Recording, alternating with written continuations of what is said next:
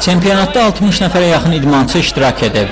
Yarış kişilər və qızlar arasında 6 çəki dərəcəsində keçirilib. Baş hakim Səməd Şəhriyarov idi. Qızlarda 48 kiloqram çəki dərəcəsində Xəyalə Həsənova, 52 kiloqramda Qahirə Məmmədova, 57-də Lalə Abbasova, 63-də Zöhrə Qvaramadze, 70-də Təranə Zeynalova, 78-də Durdana Sultanova çempion olub. Kişilər arasında isə 60 kiloqram çəki dərəcəsində Tural Abbasov, 66 kiloqramda Samir İsmailov, 73-də Seymur Paşayev, 81-də Səbuhi Vəliyev, 90-da Rəhim Vəliyev, 100-də Fərrux Fətəliyev birinci yerə sahib olub.